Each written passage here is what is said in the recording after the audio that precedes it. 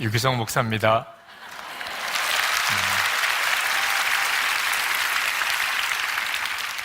정말 대단하네요. 네.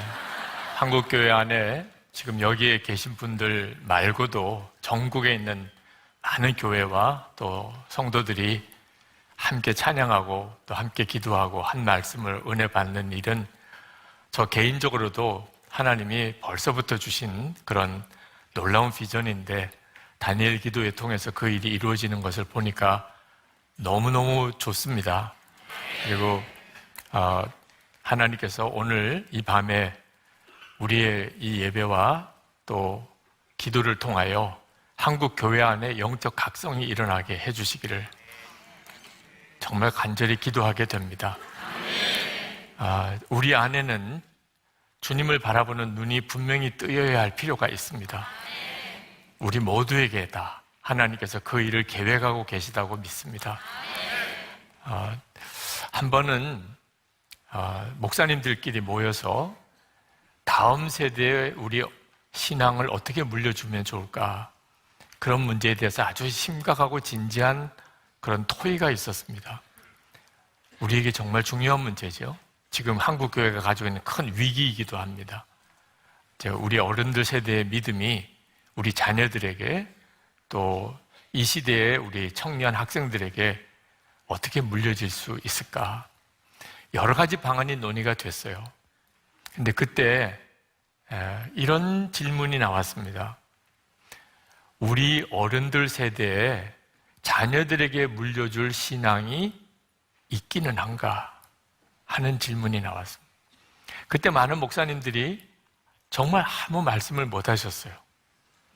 우리에게 진짜 고민은 자녀들에게, 우리 다음 세대에게 우리의 신앙을 물려주는 것이 아니고 우리 어른들 세대가 이미 신앙을 잃어버리는 거예요. 다음 세대들만 믿음이 없는 것이 아니고 어른들 세대의 믿음이 없다는 것입니다. 만약에 우리에게 진짜 믿음이 있다면 사실은 고민할 문제가 별로 없는 것이, 이 믿음은 전념력이 엄청나게 강합니다. 진짜 믿음은, 저 사람이 정말 하나님을 정말 믿어, 저 사람은 진짜 예수님과 함께하는 사람이야, 그러면 전해지지 않을 수가 없어요. 이건 몰래 믿을 수가 없는 일입니다. 예수님께서 요한복음 15장 5절에 말씀하시기를 나는 포도나무고 너희는 가지라, 그가 내 안에 내가 그 안에 거하면 그러면 사람이 열매를 많이 맺나니 나를 떠나서는 너희가 아무것도 할 수 없습니다. 그렇게 말씀하셨는데, 여러분의 지금 현재의 신앙생활은 이 말씀대로입니까? 예수님은 포도나무고 나는 가지고, 나는 주님 안에 주님은 내 안에 그렇게 거하고 계셔서 여러분의 삶에는 열매가 많이 맺습니까? 우리는 예수 믿는 것에 대한 명확한 정의를 주님으로부터 듣고 있습니다. 다 알고 있는 내용이에요. 저는 어릴 때부터 교회, 아버님이 목사님이니까 교회에서 살았는데, 교회에서 보았던 가장 많은 이미지가 포도송이에요. 포도송이. 어린이 예배실에 항상 걸려 있었어요. 그래서 그 포도알 하나를 전도해 오면 받고, 암송해 오면 받고, 예배 시간에 안 떠들면 받고, 그래서 그 포도송이를 거기다가 붙이고서 포도송이가 다 차면 공책 하나 받고 연필 하나 받고 그러던 시절에, 그러나 예수님이 포도나무고 내가 가지라는 것은 정말 믿어지지 않았어요. 내가 예수님 안에, 예수님이 내 안에 계시다니, 그건 정말 믿어지지 않았어요. 현실이 아니었어요. 우리에게는 우리의 자녀들에게 물려줄 믿음이 있는 겁니까? 우리가 진짜 예수님 안에 내가 거하고 예수님은 내 안에 거하는 그런 사람입니까? 그렇다면 사실 걱정할 필요가 없어요. 주님이 하세요. 우리의 믿음을, 부모의 믿음을 자녀들에게 그대로 전해주게 돼 있어요. 실제로 한국교회는 심각한 문제가 있어요. 어느 순간부터 율법주의적인 종교가 되어버린 거예요. 율법주의적인 종교가 되었다는 말은 우리들끼리는 익숙한데 외부 사람이 볼 때는 하나도 매력이 없는 겁니다.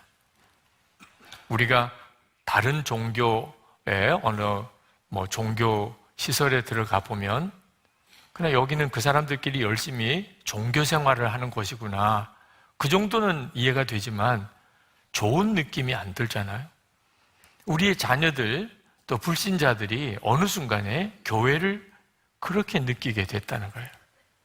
제가 처음 전도사 때 그때 우리 감리교회 지방교회 참석을 했다가 엄청 울었습니다. 은혜 받아서 온 게 아니고 그렇게 싸우셨어요. 목사님, 장로님들이 대표이신데 왜 싸울 일이 있을까 싶어요. 뭐 무슨 사정이 있으셨겠죠. 언성을 높이고 마이크를 뺏고 그렇게 회의가 난장판이 되었습니다. 자, 그런데 더 심각한 것은 예배 순서가 됐어요.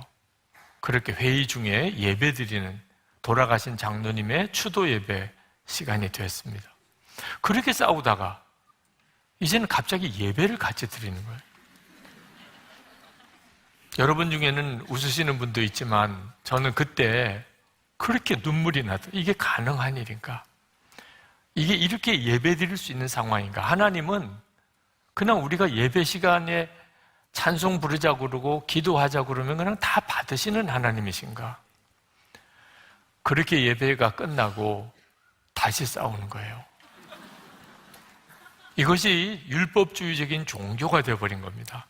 싸우는 것도 열심히 있어야 싸워요. 열심은 대단해요. 뭔가 지키는 데는 정말 목숨을 걸어요. 그런데 평안도, 기쁨도, 감사도, 사랑도 없어요. 목사님들만 비난할 일이 아닙니다. 여러분들은 예수님 여러분 안에 계시다고 그렇게 믿잖아요. 그죠? 주님은 포도나무고 나는 가지라고 그렇게 고백하시잖아요. 그런데 왜 집에서는 그렇게 소리를 질러요?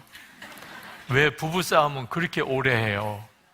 아니, 예수님 여러분 안에 계시면, 주님 내 안에 계신 것을 진짜 믿으면 할 말이 있고 못할 말이 있는 거죠. 주님 마음에 모시고 할 일이 있고 못할 일이 있는 거잖아요. 머리로는 그렇게 알고 있고 믿는다고는 말하지만 실제가 아닌 거예요. 저는 목사의 아들로 목사가 될 사람이었습니다. 큰아들이라고 부모님이 하나님께 낳자마자 바쳐버리셨어요. 저하고는 아무 의논도 없이 당신들이 다 결정하시고, 저 같은 경우는 그냥 목사가 되든지 무지 매 맞고 목사가 되든지 둘 중에 하나밖에 안 된다는 거예요. 어린 나이에도 매 맞고 목사 되는 것보다 그냥 고등학교 졸업하고 신학교 가야 되겠다, 너무 결론이 확실하게 왔어요. 그러나 제 마음속에 정말 아무런 기쁨이 없이 그저 시키는 대로 잘하는, 겉으로 보는 모범생이죠. 저는 그 정도도 믿음이 좋은 거라고 생각했어요. 빗나가지 않고 그저 부모님 어른들 시키는 대로 다 하면 그게 믿음 좋은 거잖아요. 이렇게 생각을 했었습니다. 그런데 제가 군목 훈련 받다가 고관절이 부러지는 중상을 입고 장애인이 될 거라는 판정을 받았어요. 수술을, 이제 응급수술을 들어가야 되는데 아버지가 찾아지더라고요. 수원에 있는 저희 부친이 목회하시는 아버님에게 어떻든지 연락을 드려서 저를 좀 큰 병원, 좋은 병원에서 제대로 수술을 받으면 그러면 좀 낫지 않을까, 그런 생각밖에 없었어요. 그러나 저를 위해서 아버님에게 연락해 줄 사람이 아무도 없었습니다. 결국은 이제 수술을 받기 준비실에 들어갔는데 그때서야 하나님 생각이 나는 거예요. 그리고 큰 소리로 하나님! 3번이나 하나님을 불렀습니다. 아무런 대답이 없었어요. 제가 믿는다고 생각했던 하나님, 목사인데 당연히 그렇잖아요. 아무런 응답을 제가 들을 수가 없었어요. 저에게 있어서 하나님이 실제가 아니셨어요. 그때 엄청 울었어요. 장애인이 되는 게 너무 두려워서가 아니었어요. 그건 아무것도 문제가 안 됐어요. 나는 과연 진짜 하나님을 믿는 사람인가? 하나님도 안 믿는 목사, 그게 너무 비참했어요. 그게 저의 회심의 시작이었습니다.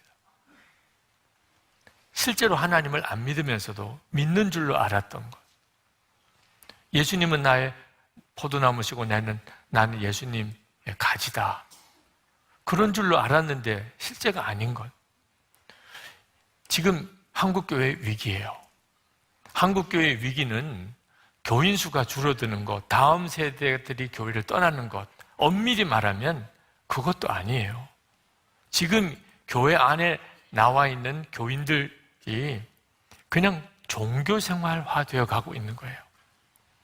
우리는 그래도 우리가 주일이면 교회 나오는 거, 11조 드리는 거, 또 기도회에 참석하는 거, 교회 봉사하는 것, 이런 것들로 겨우 우리의 믿음을 겨우 지키고 있는, 나는 그래도 예수님을 믿어, 그렇게 자기 스스로를 위안 삼는 거죠. 이 겉으로 종교생활을 하는 것은 다른 종교도 얼마든지 열심히 대단해요. 우리보다도 더 철저하게 지키는 거 대단한 종교들 한둘이 아니에요. 이단들도 그렇습니다. 진짜 우리 안에 주님이 살아계셔서 어떤 형편과 처지에도 평안하고 어떤 상황에도 기쁘고 감사하고 은밀한 죄는 다 끝났고 이제는 원수도 사랑할 수 있고 이런 역사가 우리에게 있나 하는 거예요. 예수님께서 지금 우리 안에 계신데 왜 우리는 이처럼 예수님을 모시고 사는 사람처럼 못 사는 걸까요? 왜 이런 일이 벌어지는 걸까? 그래서 많은 성도들이 예수님이 자기 안에 계시다고 그거 확신을 갖지 못해요. 말은 그렇게 들었는데 예수님이 진짜 내 안에 계신가? 그러면 내가 이렇게 살 수 있겠어? 그렇게 생각하는 거예요. 예수님은 분명히 우리 안에 계세요. 여러분 오늘 이렇게 이 자리에 오신 것, 또 영상으로 이 다니엘 기도에 참여하시는 것만 봐도 주님이 하시는 거예요. 여러분이 오늘 이 시간을 사모하는 그 마음을 누가 주신 거죠? 주님이 주신 거예요. 우리 안에 주님의 역사는 분명해요. 그런데 왜 우리는 예수님을 모시고 사는 사람답게 못 사는 거죠? 이유가 하나 있어요. 분명히 주님은 말씀하시기를 예수님이 내 안에 계신다는 것 전에 먼저 우리가 예수님 안에 거하면 그러면 예수님께서 내 안에 계시겠다고 그렇게 말씀하십니다. 그러니까 우리가 먼저 예수님 안에 거하는 것에 대해서 너무 소홀히 생각하는 거예요. 예수님이 내 안에 계시다면 왜 역사 안 해주시는 거야? 그렇게만 주님께 답답하게 외치는 거예요. 여러분, 우리가 낙심하고 시험 들고 영적으로 메마른 것은 사람 잘못 만나서 그런 거 아닙니다. 환경이 어려워서 그런 거 아니에요. 정말 속으면 안 돼요. 예수님께서 명확하게 말씀하셨어요. 왜 우리가 메마르고 시험 들고 영적으로 그렇게 어려움 꺾어지는 그런 삶을 사는가? 요한복음 15장 6절에 사람이 내 안에 거하지 아니하면 가지처럼 밖에 버려져 마르나니 사람들이 그것을 모아다가 불에 던져 사르느니라. 딱 하나예요. 우리가 예수님 안에 거하지 않으니까, 그러니까 우리가 예수님 모시고 사는 사람답게 못 사는 거예요. 우리에게 있어서 정말 중요한 문제는 우리가 예수님 안에 거하는 것을 반드시 해야 하는 거예요. 이 점이 한국교회의 영적 각성의 열쇠입니다. 예수님은 이미 우리 안에 계세요. 한국교회를 떠나지 않으셨어요. 한국교회를 떠나셨다면 이런 다니엘 기도회가 있을 수도 없어요. 이미 우리 안에 성령님께서는 역사하고 계세요. 그러나 여전히 많은 성도들이 영적으로 무너지고 지치고 메말라 있어요. 자신이 주님 안에 거하는 것에 대해서 명확하지 않기 때문입니다. 그럼 어떻게 하는 것이 주님 안에 거하는 걸까요? 어떻게 하는 게 주님 안에 거하는 거죠? 아주 간단해요. 정말 주님 안에 내 모든 것을 다 맡기는 거예요. 주님 안에 거한다. 여러분, 기차 안에 거하면 그러면 그냥 기차에 다 맡기고 자리에 가만 앉아 있는 거예요. 기차 안에 타서 빨리 가려고 뛰어가는 사람이 있나요? 바보가 아니다면은 그냥 자리에 앉아 있으면 기차가 부산으로 저 광주로 다 실어다 줘요. 비행기 안에 거하면 어떻게 되죠? 빨리 가려고 막 열심히 날갯짓을 해야죠. 그런 사람 없어요. 비행기를 탔으면 그냥 자리에 앉아 있기만 하면 비행기가 저 제주도로, 일본으로, 미국으로 데려다 주는 거잖아요. 내 안에 거하라. 예수님 안에 거하라. 똑같아요. 이제는 내 삶을 예수님께 완전히 맡기는 거예요. 내 판단과 생각과 계획, 감정, 싫고 좋은 거 모든 것을 이제는 주님께 다 맡겨요. 주님 마음대로 해요. 주님 마음대로 사는 것. 사도 바울은 그것을 갈라디아서 2장 20절에서 이렇게 말씀합니다. 내가 그리스도와 함께 십자가에 못 박혔나니 이제는 내가 사는 것이 아니요 오직 내 안에 그리스도께서 사시는 것이라. 이제 내가 육체 가운데 사는 것은 나를 사랑하사 나를 위하여 자기 자신을 버리신 하나님의 아들을 믿는 믿음 안에서 사는 것이라. 이것이 바로 예수님 안에 거하는 거예요. 요한복음 15장 4절 5절과 갈라디아서 2장 20절을 놓고 보면 명확하게 알 수 있어요. 예수님이 우리 안에 거하시는 것, 그것은 똑같이 언급하고 있어요. 예수님은 내 안에 거하라 하시고 사도 바울은 이제는 내가 산 것 아니요. 이게 같은 뜻이라는 거예요. 예수님 안에 거하는 사람은 어떤 사람입니까? 이제는 내가 사는 거 아닙니다. 나는 죽었습니다. 이 고백이 명확한 사람. 이제는 예수님이 내 생명이시고 나는 왕을 모시고 사는 사람입니다. 이 고백이 되는 것이 예수님 안에 거하고 예수님은 우리 안에 거하는 것. 나는 죽고 예수로 사는 삶입니다. 안타깝게도 많은 성도들이 이 예수님과 함께 죽는 것이 어렵다고 이야기를 해요. 목사님, 정말 죽는 거 힘들어요. 죽어야 하긴 하겠는데 죽는 거 너무 힘들어요. 그렇게 고백해요. 완전히 속는 거예요.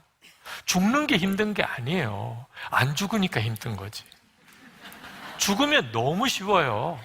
삶이 문제가 될 게 아무것도 없어요. 나는 죽었습니다. 그럼 뭐가 문제가 돼요? 안 죽은 상태에서 주님 말씀대로 살려니까, 그러니까 용서도 힘들고 사랑도 힘들고 기쁨도 안 되고 감사도 안 되고 능력도 없고 맨 시험만 들고 그렇게 사는 거예요. 얼마 전에 어느 목사님이 설교하시는 것을 제가 차 안에서 영상으로 듣고 큰 은혜를 받았어요. 사무엘하 6장 우사가 여호와의 법궤를 수레로 싣고 가다가 그만 그 수레가 흔들리고 법궤가 땅바닥에 떨어질 그런 상황이 돼서 급히 그 법궤를 붙잡고 그리고 죽어나갔어요. 여러분, 아니 여호와의 법궤가 하나님의 임재를 상징하는 거룩함 그 자체인 여호와의 법궤가 지금 땅바닥에 떨어져서 그 땅바닥은 동물, 오물, 배설물, 온갖 더러운 곳으로 더럽혀져 있는 요즘 같은 그런 아스팔트 길도 아니잖아요. 완전히 흙바닥이고 오물투성이인 그 흙바닥에 여호와의 법궤가 떨어져 나 뒹구는 그렇게 되지 않으려고 그 법궤를 붙잡았는데, 아니 그걸 하나님께서 죽이세요? 아니 우사가 뭘 잘못했냐 말이에요. 아니 여호와의 법궤가 땅바닥에 떨어지지 않도록 그 법궤를 붙들어서 그렇게 되지 않도록 했던 게 왜 그렇게 죽어야 할 죄냐 말이에요.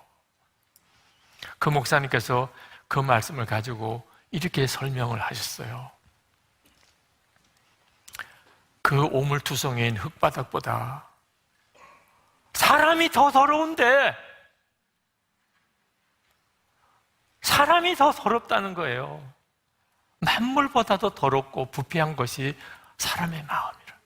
아니 동물, 배설물이 천지인 흙바닥은 엄밀히 말하면 더럽고 깨끗하고 평가할 게 안 돼요.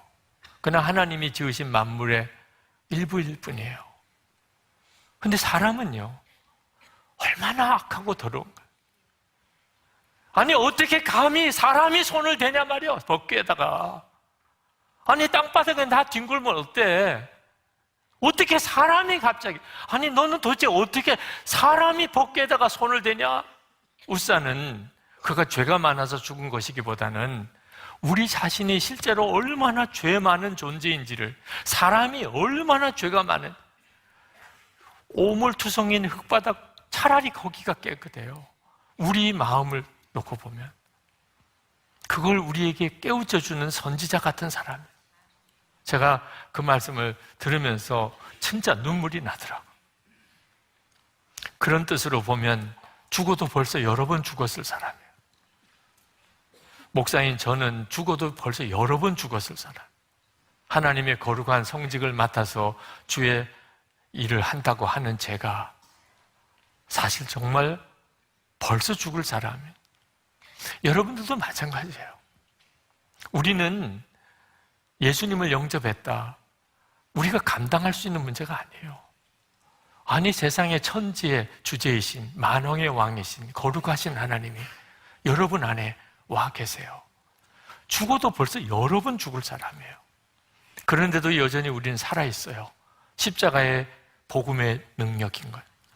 우리를 죄에서 정결하게 하시고 저주에서 우리를 건지시고 하나님의 자녀가 되게 하신 전적인 은혜로 우리가 지금 살고 있을 뿐이에요. 이 사실을 알고 나면 죽는 게 뭐가 어려우냐 말이에요. 아니, 죽어도 벌써 여러 번 죽었을 사람. 이제는 죽고 말고가 문제가 안 되는 거예요. 이미 우리는 죽은 자. 이걸 하나님이 정하셨어요. 이제 앞으로 죽을 게 아니고 이미 죽은 자. 우리는 그 사실을 믿기만 하면, 나는 죽었다고 믿기만 하는, 그게 바로 예수님 안에 거하는 거예요. 시험이 생길 때, 문제가 생길 때, 부부싸움이 일어날 때, 자녀들 때문에 어려울 때, 교회 안에서 교우들 사이에 문제가 생겼을 때, 세상에 나가서 별의별 어려운 핍박, 환난을 당할 때, 어떤 상황에서라도 나는 이미 죽었습니다. 예수님 안에 나는 거할 뿐입니다. 그 다음부터 주님이 역사하십니다.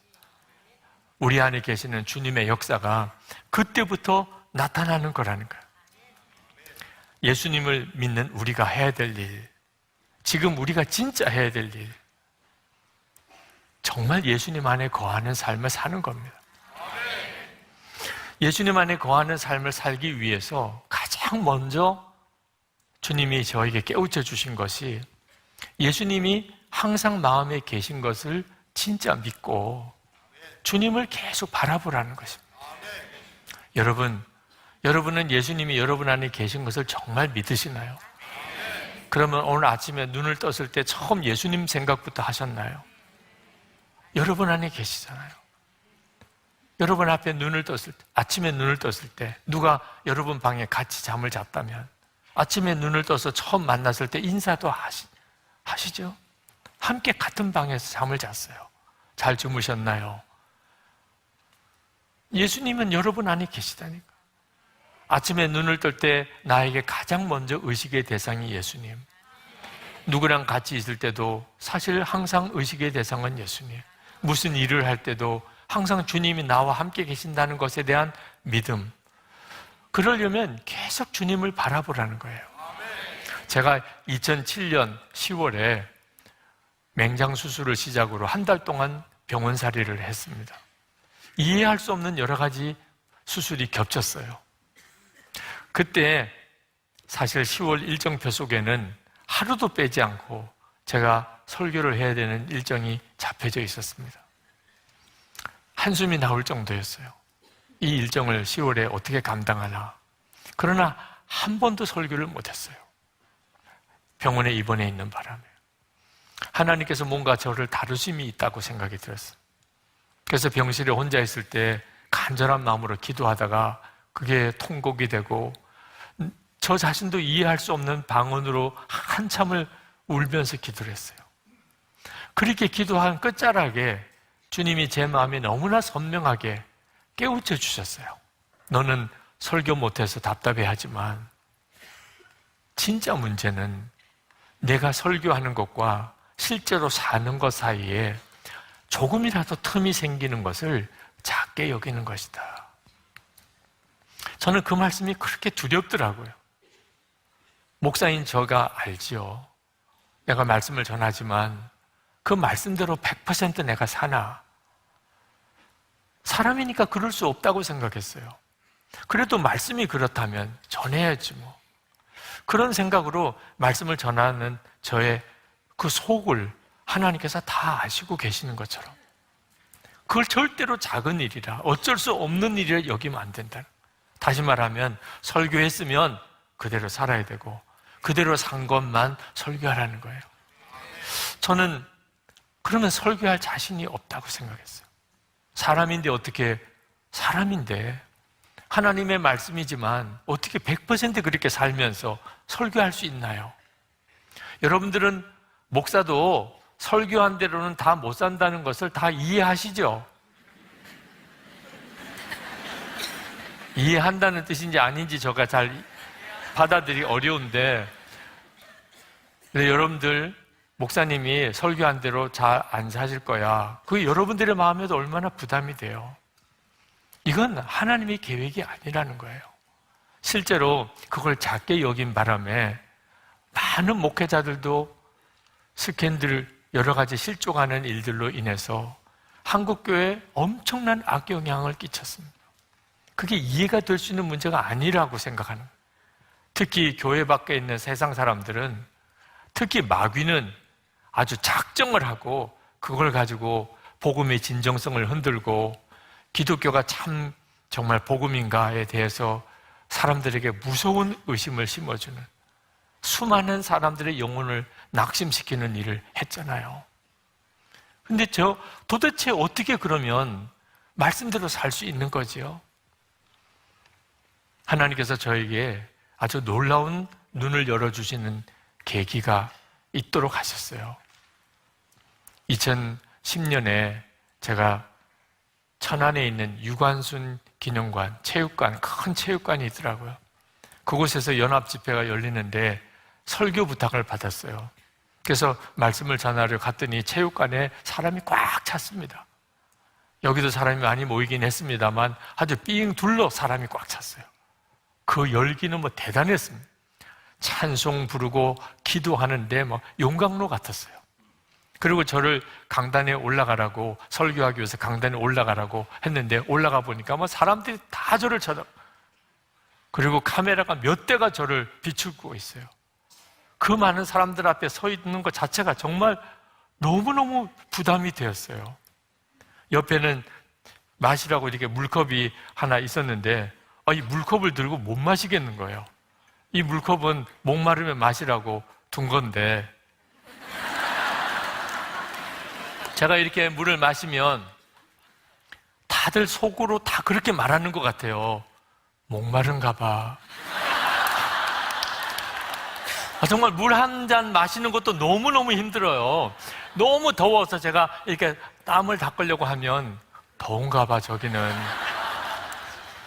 사람들이 그렇게 지켜보는 그 앞에 있다는 그 느낌이 무언가를 하나님이 저에게 마치 보여주시려고, 경험하게 하시려고 그 자리에 세우셨다는 생각이 들더라. 히브리서 12장 1절 말씀이 딱 생각이 나요. 우리에게 구름같이 둘러싼 허다한 증인들이 있으니. 목사만 아닙니다. 이런 어떤 연합 집회에 설교하는 목사만 아니에요. 여러분 한 사람 한 사람 다, 여러분이 예수를 믿는 순간에 여러분은 어떤 사람도 혼자 있는 시간이 없어요. 우리보다 먼저 믿음으로 살다가 하나님 앞에 간 허다히 많은 증인들이 여러분을 내려다보고 있어요. 그것을 진짜 알게 되면 죄 지으라고 해도 죄 짓지 못해요. 히브리서 12장 1절 하반절에 보면 모든 무거운 것과 얽매이기 쉬운 죄를 벗어버리고 인내로써 우리 앞에 당한 경주를 하며, 당연히 이렇게 살게 돼 있어요. 그 많은 사람들이 나를 지켜보고 있어요. 만약에 우리가 어려워도 힘들어도 혼자 있어도 하나님을 정말 온전히 신실히 의지하고 주님 기뻐하는 뜻대로 말하고 행동하고 살아가면 박수 소리가 들리는, 잘한다, 이야 정말 그렇게 사는 거야. 그런데 만약에 우리가 아무도 안 본다고 엉뚱한 죄, 은밀한 죄에 혈기를 부리고 서로 싸우고 욕심을 부리고 세상을 기웃거리고 그러면 탄식이 들리는 거예요. 너 그렇게 하면 안 되는 거야. 여러분 그 소리가 들리시나요? 이제는 실상을 알아야 돼요. 우리 육신의 눈으로, 육신의 귀로 보고 듣는 것만 전부가 아니에요. 야, 그렇겠구나. 이 사실을 알고 나면 말씀대로 안 살 수가 없어요. 사람들이 다 보는 앞에서 죄 지을 사람이 누가 있어요? 그런데 더 중요한 문제는 바로 그 다음 절이에요. 히브리서 12장 2절 말씀. 믿음의 주요 또 온전케 하시는 이인 예수를 바라보자. 사람들의 눈은 겉으로만 잘하면 돼요. 겉으로만. 사람들이 지켜보는 앞에서 겉으로만 잘하면 돼요. 근데 우리 안에 예수님이 계세요. 내 마음과 생각도 다 알고 계세요. 이 사실을 진짜 알게 된 예수님을 계속 매 순간 나와 늘 함께 계시는 그 예수님을 나도 계속 주님을 바라보는 그때 비로소 온전한 믿음의 사람이 돼요. 하나님 그렇습니다. 어떻게 예수 믿는 우리가 더 이상 죄에 기웃거리지 않고 유혹 앞에 넘어지지 않고 온전할 수 있는지를 주님 이제는 알겠습니다. 제가 그때 그 유관순 기념관에서 열렸던 그 집회 때 은혜 말씀을 제가 전하려고 갔었지만 사실 제가 가장 은혜를 받았어요. 눈이 완전히 열렸어요. 그리고 시작한 게 예수 동행 운동이에요. 주님을 바라보는 눈, 계속 주님을 바라보고 살자. 일기를 써가면서 매일 점검하고 살자. 그렇게 살아보기를 한 달을 살아보고 1년을 살아보고 10년을 살아보라. 나는 죽고 예수로 사는 것이 되는지 안 되는지, 나는 주님 안에, 주님은 내 안에 거하시는 것이 실제인지 아닌지를 그때 가서 해보란 말이에요. 저는 제 속에 있는 내면의 은밀한 죄와의 싸움이 정말 무섭고 치열했어요. 목사가 될 사람이었고 또 저도 목사고, 그런데 제 속은 말할 수 없이 더러워요. 저는 교인들을 정말 속이고 살았어요. 생긴 게 착하게 생겨가지고 착한 줄로 알아요. 우리 교인들은 저를 착한 줄로 알아요. 저는 그게 너무 두려워요. 사람이 착한 거하고 진짜 착하게 생긴 거하고는 완전히 딴 거잖아요. 여러분, 사기꾼이 괜히 사기꾼이 아니에요. 겉은 멀쩡하게 생겼는데 말은 또 진실하게 하는데 속은 진짜 악한 사람들이 얼마나 많습니까? 하나님, 제가 교인들을 평생 속이고만 살게, 이게 너무너무 두려운 거예요. 하나님께서 그때 제게 주신 말씀이 내 안에 거하라는 거예요. 제가 그동안에 죄와의 싸움에서 늘 질 수밖에 없었던 거, 늘 죄책감 가지고 자책하고 나는 더럽고 악해 이렇게 하며 살 수밖에 없었던 이유는 저 스스로가 어떻든지 그 내면의 죄를 이겨보려고, 안 되는 일이거든요. 아니, 사람이 자기의 내면의 죄까지 이길 수 있다면 예수님의 십자가에 왜 돌아가셨어요? 우리 스스로가 그걸 이길 수 있다면 이미 안 되는 일을 저 스스로 어떻든지 해보려고 제 성실과 열심과 그리고 제 자신의 결심으로 해결해 보려고, 주님께서 내 안에 거하라. 그러면 나도 너의 안에 거하리라. 그 말씀을 정말 복음이었어요, 저에게는. 그래서 저는 저 자신의 말할 수 없이 추하고 더러운 제 내면을 있는 그대로 주님 앞에 고백했어요. 하나님, 저는 늘 죄에 넘어지는 자입니다. 하나님, 저는 너무너무 큰 실패자입니다. 그런데 그냥 주님 안에 거하라 하시니까 저는 주님 안에 거할 겁니다. 그냥 주님 안에 앉아 있겠습니다. 저를 다시 죄에 넘어지지 않고 저를 죄에서 승리하게 하실 분은 제가 아니고 주님이십니다. 주님이 제 안에 거하시는 것을 분명하게 믿어지게 될 때 저는 죄에서 이길 수 있겠습니다. 그렇게 고백했어요. 탕자가 아버지 집에 돌아올 때 심정이잖아요. 탕자가 아버지 집에 돌아올 때 그가 한 게 뭐예요? 그냥 아버지께 다 맡긴 거잖아요. 새 옷을 입혀줄 분도 아버지고, 씻겨주실 분도 아버지고, 잔치 자리 차려줄 분도 아버지고, 탕자가 할 건 아무것도 없었어요. 참 놀라웠게도 그때부터 죄에서 이김이 일어나기 시작하는 거예요. 그렇게 이길 수 없었던 죄, 마음과 생각이 주님께 딱 붙잡혀지기 시작하니까 상황의 여건에 상관없이 기쁨을 누리게 되고 감사를 알게 되고 그리고 용서를 하게 되고 사랑을 하게 되고, 죄보다도 주님과 교제가 더 기쁘고 죄의 유혹보다 주님이 내게 더 실제가 되시고, 그렇게 되는 일이 저에게 있어서 너무 놀라운 일이었어요. 이런 영적 각성이 우리에게 정말 필요해요. 한국교회에 정말 필요한 것이 지금 예수 그리스도께서 우리와 함께 계시다는 것에서 눈이 뜨이는 거예요. 그런데 이것은 우리 한 사람 한 사람에게만 필요한 것이 아니고 한국교회 전체가 그와 같이 되어져야 합니다. 내년 2024년 9월 이제 한 10개월 남았습니다. 엄청난 일이 한국에서 일어나요.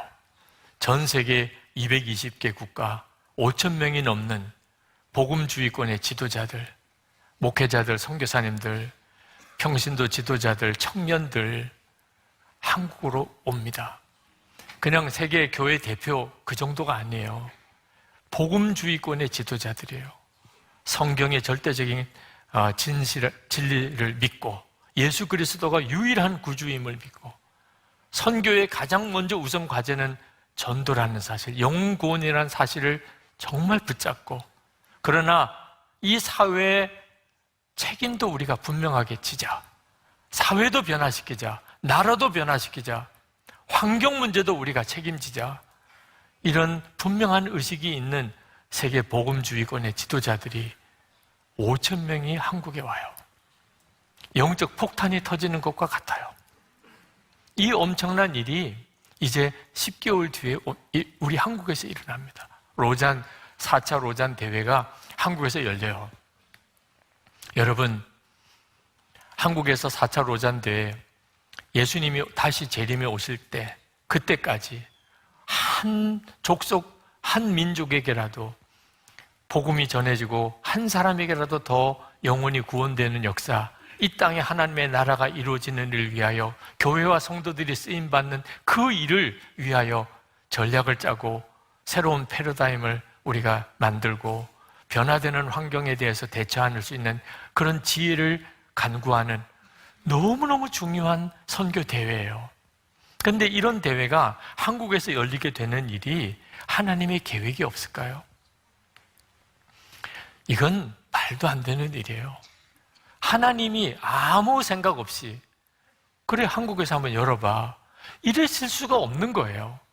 하나님이 한국에 이 4차 로잔 대회가 열리게 했다는 뜻은 무슨 뜻이에요?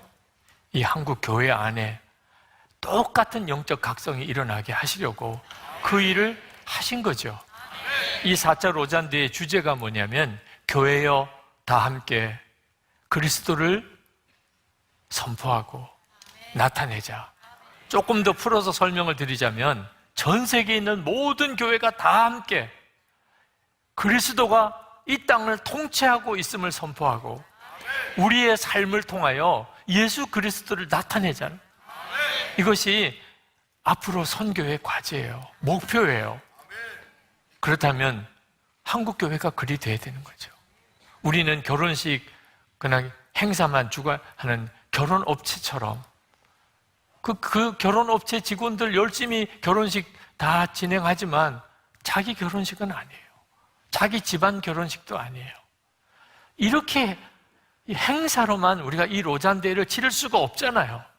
우리의 일이 되어야 되는 거죠. 하나님 앞에 그 일을 위해서 정말 간절한 마음으로 기도했습니다. 하나님은 이 일을 이루시는 하나님이시라고 믿어져요. 그래서 이미 한국 교회 안에 이 로잔 대회를 위한 기도가 들어갔어요. 그리고 한국 교회가 영적으로 각성되도록 벌써부터 1년 동안의 중보 기도가 들어갔습니다. 오늘 여러분 모두 또 이 다니엘 기도에 참여한 여러분 모두도 다 이 일을 위해서 같이 기도해 주시기를 정말 부탁을 드리는 심정이에요. 그런데 10개월 남았는데 한국 교회 영적 각성이 일어날 수 있을까? 여러분 그게 가능할까요? 10개월 남았는데 그동안 한국교회를 위해서 그렇게 기도했는데도 아직까지 한국교회가 뚜렷한 영적 각성의 어떤 변화의 계기가 잘 안 보이는데 과연 남은 10개월에 무슨 역사가 일어나겠어요? 그런데 여러분 그렇지 않아요. 우리가 우리 안에 계신 주님의 인도를 정확하게 받기 시작하면 반드시 한국교회는 10개월도 너무나 긴 기간이에요. 열쇠는 우리가 주님의 인도함을 정확하게 받느냐 하는 거예요. 노량진 교회 원로 목사님이신 리민식 목사님, 그 목사님이 그런 이야기를 하시는 걸 들었어요. 그 목사님이 어릴 때 할아버님이 목사님이셨습니다.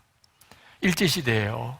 근데 그 할아버님이 매일 하여튼 볼 때마다 눈물로 기도하는 기도 제목이 둘이 있었는데, 하나는 하나님 한국교회가 이 민족의 지도자가 되고 세계 열방의 복음을 전하는 교회가 되게 해주십시오. 또 하나는 하나님 우리나라가 일제에서 독립하게 해주십시오. 근데 그때 어린 나이지만 말도 안 되는 기도를 한다고 생각했어요. 이거는 태풍이 부는데 촛불을 켜는 것과 같고 계란으로 바위를 던져서 깨트리려고 하는 것과 같지, 이룰 수 없는 일. 그때 당시에 한국교회는 정말 존재 자체가 미약할 정도로 그렇게 작은 공동체였는데 민족을 이끌어 가다니, 이게 말이 안 돼요. 지금 한국교회 자기도 지금 존립이 안 될 정도로 어려운데 세계 열방의 복음을 전하, 이건 말도 안 된다고 생각했어요. 게다가 일제에서 독립을 한다, 이건 정말 현실이 아닌 것이라고 생각했어요. 그런데 우리나라가 독립되고 그리고 세계에서 제2의 선교 대국이 되는 것을 보고 김인식 목사님이 충격을 받았다는 거예요. 하나님은 진짜 살아계시구나. 그리고 하나님이 부어주시는 기도의 제목으로 기도하면 반드시 그 일을 하나님이 이루신다. 지금 우리 안에 주님이 계세요. 아니, 그게 부흥이잖아요. 우리 안에 주님이 계세요. 저의 안에, 여러분 안에 주님이 계시다고. 무엇을 우리가 더 바랄 수 있겠어요? 우리가 지금 해야 할 일이 있다면 딱 하나예요. 예수 그리스도께서 정말 내 안에 계신 것을 진짜 믿는 거예요. 정말 믿는 거예요. 여러분, 진짜 부흥은 이 자리에서, 여러분이 이 모니터에서 보는 지금 이 집회 자리에서가 아니고 끝나고 주차장에서예요. 여러분이 집에 돌아갔을 때예요. 그때도 여전히 이 분위기면 부흥이 일어난 거예요. 예수님은 여러분 안에 계세요. 이런 집회 때 계신 게 아니에요. 여러분 안에 계신 거예요. 그 예수님 모시고 지금 이 집회 끝나면 이제 집으로 가는 거예요. 집으로 가는 동안 내내 주님이 나와 함께 계신 것이 진짜 믿어지고 의식이 되면 집에 돌아가서 내일 주일 예배 각 교회에서 드리고, 그리고 월요일부터 또 여러분의 일터에 나갔을 때 어디서든지 예수님이 여러분과 함께 계시는 게 진짜 믿어지면 한국교회에는 영적 각성이 일어난 거예요. 그런데 여러분, 이 일이 1년 뒤에 가서 될 이유가 뭐가 있나요? 이런 역사가 10년 뒤에 가서 이루어질 이유가 뭐가 있냐 말이에요. 주님이 이미 우리 안에 와 계신데, 아니 오늘 당장 여러분들이, 여기 계신 여러분들만이라도, 다니엘 기도에 참여하는 성도들만이라도, 맞아, 예수님 나와 늘 같이 계셨어. 이 사실을 이제 내가 영원히 잊어버리지 않을 거야. 그리고 그분은 나의 왕이셔. 내게 명령하시는 분이셔. 그 사실을 여러분이 정말 명심하고 주님의 명령대로 살기 시작하면, 그러면 한국교회는 뒤집어져요. 저는 신학교 다닐 때 한국교회 부흥 역사를 도서관에서 레포트 쓰다가 도서관 바닥에 무릎을 꿇고 얼마나 울었는지 몰라요. 목사 되기 싫은데 억지로 신학교 갔어요.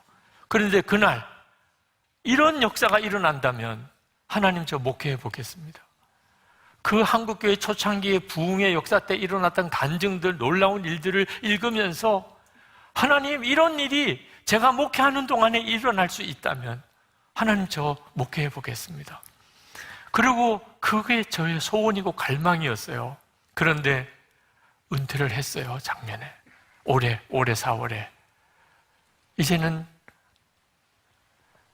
저에게 있어서는 부흥은 더 이상 경험이 안 되는 거라고 생각이 돼요. 물론 하나님이 부흥에 대한 개념을 많이 바꿔주셨어요. 처음에는 기사와 이적이 일어나고 수많은 사람들이 하나님이 계신 것을 알고 교회에 몰려드는 거, 그런 걸 부흥이라고 생각했어요.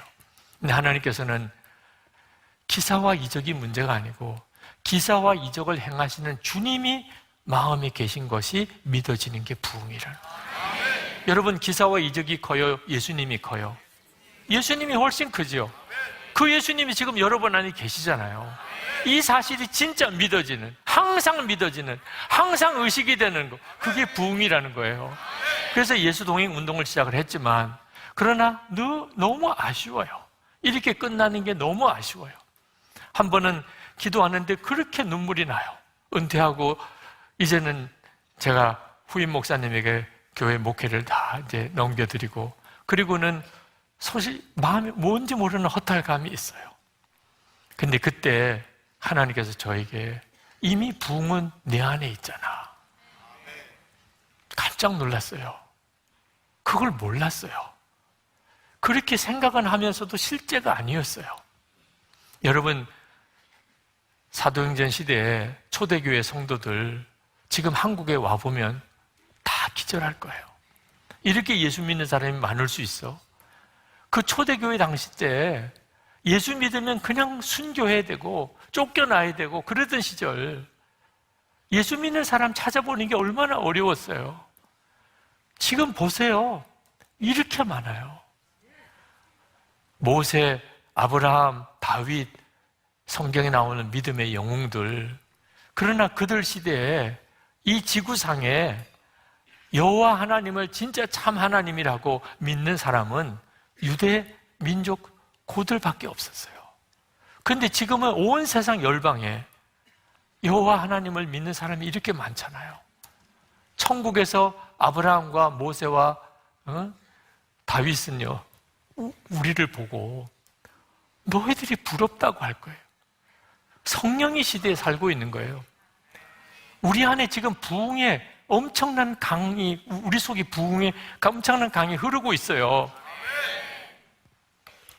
여기 계신 여러분들만이라도 정말 우리가 이 세상에 태어난 것이 예수님, 주 예수님을, 그분을 알고 그분을 정말 사랑하고 예수님과 동행하기 위해서 태어난 것처럼 예수님 때문에 기쁘고 예수님 때문에 감사하고 예수님 한 분으로 만족하고 주님과만 동행하고 싶고 예수님과 동행하는 사람들을 만나면 너무 기쁘고 예수님을 알지 못하는 사람을 만나면 너무 애통하고 그렇게 평생 주님과 함께 살려고 오늘 여기 계신 여러분, 다니엘 기도에 참여한 여러분들만이라도 지금부터 그렇게 나가면 저는 오늘부터 이 땅에 영적 대각성이, 한국교회 영적으로 뒤집어지는 일이 일어난다고 믿어요. 여러분, 예수님을 만나면 어떤 일이 벌어질까요? 여러분이 주님을 대면에 만나면 어떤 일이 벌어질까요? 모든 무거운 짐 다 벗겨질 거예요. 불평, 원망 다 사라지고 기쁨과 감사가 넘칠 거예요. 주님을 만났는데 모든 고난 오히려 감사함으로 받을 거예요. 은밀한 죄 이제 끝났어요. 예수님 만나면 그렇게 된다니까요. 그런데 그 예수님이 지금 우리 안에 와 계시다니까요. 우리 안에, 여러분 안에 계시다니까요. 여러분 진짜 믿읍시다. 예수님은 우리 안에 계시고 나는 왕을 모시고 사는 사람. 하나님, 제가 이제는 그렇게 살겠습니다. 한 번은 제가 주님 앞에 그렇게 기도했어요. 하나님, 오늘은 죄에서 이기고 그리고 제 마음을 지키고 그리고 주님께 순종하며 그렇게 살게 도와주세요. 그랬더니 주님이 그건 도와줄 문제가 아니고 네가 믿을 문제라는 거예요. 제가 그때 너무 깜짝 놀랐어요. 그동안 난 계속 하나님 도와주세요. 하나님, 제가 죄를 이기고 늘 마음을 지키고 늘 주님이 기뻐하는 길에 순종하게 해달라고 그렇게 주님께 도와달라고. 근데 사실은 그건 믿음의 문제예요. 그래서 즉시 기도를 바꿨어요. 주님 감사합니다. 저와 함께 계시니 감사합니다. 제 왕이 되시고 제 생명이 되시고 늘 저와 동행해 주시니 주님 감사합니다. 그날은 완전히 다른 날처럼 느껴졌어요. 뭘 도와달라 말라 할 것도 없어요. 이미 주님이 이루신 일, 내 안에 오셨고 내 생명이 되시고 나의 왕이 되셨는데 이 일을 내일로 미루시겠어요? 내년으로 미루시겠어요? 10년 뒤로 미루시겠어요? 이미 여러분에게 다 허락된 은혜인데 오늘 붙잡으시기를 바랍니다. 우리가 기도할 때 우리 이제는 정말 주님을 주목하세요. 주님을 바라보세요. 이 땅에 하나님 거룩한 영적 각성이 일어나고 그리고 세계에서 복음주의권 지도자들이 한국에 도착하는 그때 한국 교회는 이미 영적으로 완전히 달라져 있게 해주세요. 그들이 한국 교회를 보면서 교회가 다시 살아날 수 있음을 그들의 눈으로 생생히 목격하게 해주옵소서. 기도하겠습니다. 아버지 하나님, 주님의 은혜를 찬양하고 또 찬양합니다. 하나님, 정말 가슴이 터질 안타까운 마음으로 섰습니다. 하나님, 이 땅 한국교회를 주님은 너무나 사랑하시고 다시 영적으로 우리를 일깨우시기를 원하심을 믿고 감사합니다. 주님이 행하실 그 일을 행하소서.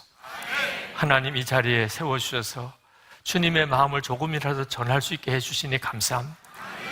사랑하는 모든 성도들, 영상으로 이 집회를 함께 참여하는 성도들, 앞으로 영상을 볼 성도들까지 주 예수님을 주목하게 하소서. 이미 은혜 안에 있음을 알게 하소서. 예수님이 왕 되심을 알게 하소서. 하나님, 한국교회 4차 로잔대회가 이제 10개월 뒤에 이 땅에서 열립니다. 그때 한국교회가 살아난 것을 증거하게 하소서. 이 땅에 새 역사가, 새 부흥이 일어났음을 전 세계 모든 복음주의권의 지도자들이 다 듣고 목격하게 하여 주옵소서. 저희도 살고 이 나라도 살고 세계 열방도 살아나게 하여 주시옵소서. 주 예수 그리스도 이름으로 간절히 기도합나이다. 아멘.